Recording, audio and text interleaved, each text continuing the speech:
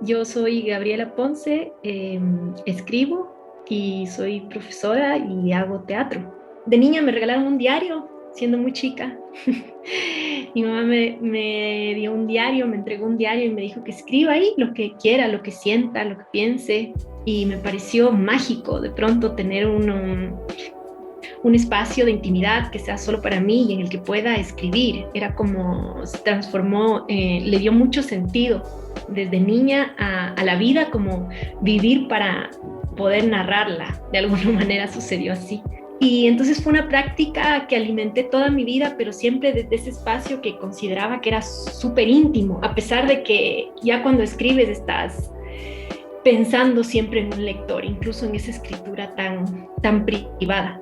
Siempre hay algo, ¿no? De esa escritura del diario que está presente en lo que yo escribo. Ajá. Yo escribía y leía mucho, pero ni de lejos pensaba en que yo iba a escribir, digamos, ser escritora o algo así, ¿no? Yo creo que pasaron dos cosas. Una, que cuando comencé a hacer teatro, nunca me sentí muy cómoda. Me fascinaba el teatro, pero no me sentía muy cómoda en el escenario, actuando. Y claro, hay esta idea, que bueno, es una idea que tiene mucho sentido, de que cuando quieres hacer teatro tienes que actuar, o sea, es como lo que tienes que hacer es actriz. Y yo estudié en el Malayerba, tomé muchos cursos de actuación y siempre era como, me encanta el teatro, es donde quiero estar, pero no me gusta esta exposición en el escenario, ¿no? Luego, con el pasar del tiempo, entendí que habían otros espacios en el teatro en los que podía estar. Entonces comencé a escribir para el teatro, o sea, fue como, tenía la necesidad de estar haciendo teatro con otros y que no encontraba cuál era mi lugar. Entonces dije, bueno, voy a ver cómo me va con la escritura, con la dirección. Y entonces mis primeros escritos ya, digamos, en el orden de lo más profesional se dieron a partir de ese ejercicio de escritura teatral. Y luego igual pasó un poco con la narrativa, que yo, no sé, me di cuenta que tenía un material que estaba escribiendo y que ya salía un poco de ese ámbito del diario, que se estaba, ¿no? Que estaba jugando ya con la ficción o con formas de la ficción muy cercanas al diario. Y mandé mi libro de cuentos a un concurso, no lo había compartido con nadie, no le había dicho a nadie que había escrito, me moría de la vergüenza. Me animé a mandarlo a un concurso y el libro ganó. Entonces fue como, bueno, y ahora creo que sí se va a leer. Te decía también que me encontré con literatura de mujeres, con ciertas escritoras que dije que me encantaba, sentía que yo me acercaba a esa escritura, no más que a esos grandes libros que había estudiado en la universidad y a esos textos, digamos, escritos por grandes escritores, ¿no? Que son parte del canon y que manejan grandes técnicas. Fui encontrando literaturas que me inspiraban a escribir y que me hacían pensarme como escritora. Me di cuenta también, no sé, ahora que me preguntas, pienso cómo la palabra siempre estaba como en el centro de mi interés en el teatro, ¿no? Como la relación de la palabra con el cuerpo, ¿no? Cuando ya fui a estudiar dirección de teatro, lo mejor que me pasó fue acceder a una biblioteca en donde había dramaturgia, porque aquí nada, nadie nunca me había hablado de lo que era la dramaturgia contemporánea, de todas las experimentaciones que se hacían entre palabra y cuerpo, de un montón de escritoras de dramaturgia que las descubrí porque tuve acceso a una biblioteca que era fantástica. Básicamente eso fue la maestría para mí,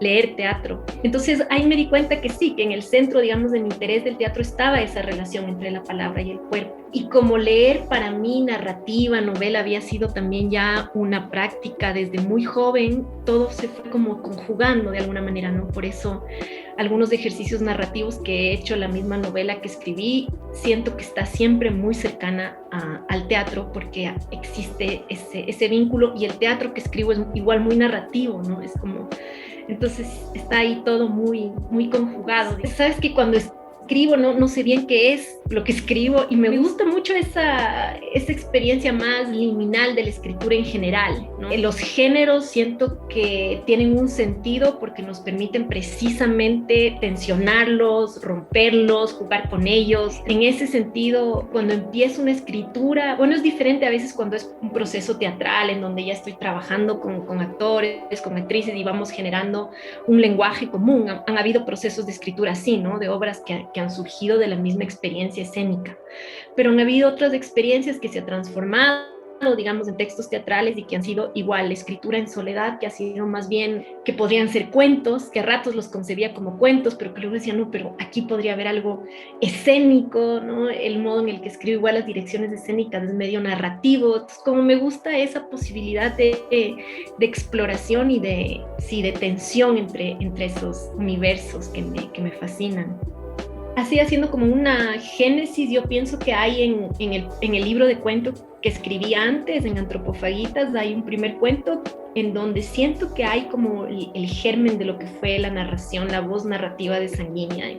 En el primer cuento, que es justamente, se titula El diario de la nadadora, ahí cuando yo escribí ese cuento encontré algo en esa escritura, en esa voz narrativa, digamos, visceral, una escritura sin censura en la que yo me metía como desbordada, que me atrajo mucho y que la dejé ahí, digamos, como ese cuento, y que luego, ya teniendo un poco una idea de lo que iba a ser la novela, como que retomé ese tono, ¿no? Y bueno, creo que en Sanguínea ya tuvo una mayor expansión, le di más extensión, le di más tiempo, pero creo que por ahí está el origen, digamos, de esa forma de la escritura. Esto que te decía antes, que sucede como un desborde, ¿no? Como una necesidad visceral de registrar unos estados del cuerpo que pasan por la culpa, que pasan por el gozo, de traducir la experiencia del estado del cuerpo en crisis al lenguaje, pero hacerlo como sin censura, hacerlo desde una crudeza que yo sentía y que me sentía convocada por ese lenguaje, por esa forma de lenguaje. Y luego ya pasa un proceso de trabajo, de edición, ¿no? De darle forma, que en mi caso es muy largo. Pero sí es un poco esa condición del monólogo interior, digamos, del flujo interior, que se desboca un poco, ¿no? Y le das chance. Depende del momento en el que estoy en mi vida, ¿no? Ahora tengo un hijo chico y entonces es súper complicado. Antes tenía una rutina mucho más establecida, tanto de lectura como de escritura. Luego, ahora soy profesora a tiempo completo, tengo montones de demandas y exigencias de la vida que no me permiten tener todo el tiempo que quisiera para la escritura, pero también ahí hay una ventaja, que es como que cuando tengo chance estoy súper concentrada, entonces valoro mucho el tiempo en el que no me interrumpen, que es un tiempo realmente para mí preciado y es mínimo, y siento que esa es una condición de la vida de muchas mujeres, sobre todo, que no puedo decir tengo una rutina de escritura, sino escribo cada que puedo, llevo mi libretita, y cuando tengo chance le robo tiempo a cualquier otra actividad para poder escribir. Aquí es complicado hacer teatro. Bueno, creo que en todas partes, ¿no? Es un arte que es un lenguaje y además es colectivo, entonces es un lenguaje que se hace con otros, con otras, que necesitas un espacio. Antes, la dramaturgia y la dirección es muy difícil acá. Siento que no hay acceso a textos, no hay acceso a diálogos, ¿no? Uno no tiene muchos espacios de formación para la escritura teatral ni la dirección. Si bien uno aprende mucho en experiencias de formación como actriz, como actor, ya la dirección es una disciplina, digamos, una práctica en la que aquí no tienes mucho chance de formarte. Siento que eso ha sido muy difícil. Y creo que para las mujeres, creo que más, verás, porque siento que el teatro siempre ha estado como, ¿no? Los grandes maestros de teatro, los escritores y los directores han sido hombres, y creo que sí ha habido una tendencia a, no sé, una práctica que ha dejado por fuera las voces de las mujeres en cuanto a su escritura o a su posibilidad de un ejercicio de la dirección. Me acuerdo que igual cuando la primera obra que íbamos a dirigir, que también nos ganamos un premio, yo convoqué a mis compañeros, así como yo quiero dirigir, todos me quedaron viendo así como, tú nos vas a dirigir, ¿cómo así, no? Y siento que eso estaba muy atravesado por el hecho de que sí, era una mujer joven queriendo dirigir, y eso era algo que no estaba tan contemplado dentro de esa práctica y en nuestro medio. Entonces sí hay esos desafíos, pero siento que también eso se está transformando, ¿no? Hay algunas escritoras y directoras ahora a quienes yo admiro y creo que también les debemos mucho a ciertas escritoras y actrices que han ganado un espacio en el teatro. Estoy pensando en Lola Arias, que es una dramaturga argentina que yo admiro mucho y sobre todo también como directora de teatro, su trabajo. Bueno, hay otra directora y escritora de teatro que es fabulosa, que es Angélica Lidl, que es una española, que es una maravilla leer su poesía, leer su dramaturgia. Está Sarah Kane también, que para mí fue en su momento un referente clave de lo que puede hacer la escritura de teatro. Hay una directora también mexicana, Shaddai Larios, que hace teatro de objetos, que es directora de teatro, que a mí me encanta su trabajo. Creo que por ahí es importante eso, ¿no? Pensar que lo que uno tiene que decir puede ser materia de la literatura, que todo es materia de la literatura, ¿no? Para mí la escritura es una búsqueda de mí misma, de mi extrañeza, de los otros a través de mí, y en ese sentido escuchar esa singularidad, ¿no? Esa forma que tú tienes de mirar, que es tan singular, ¿no? De tener una mirada del mundo.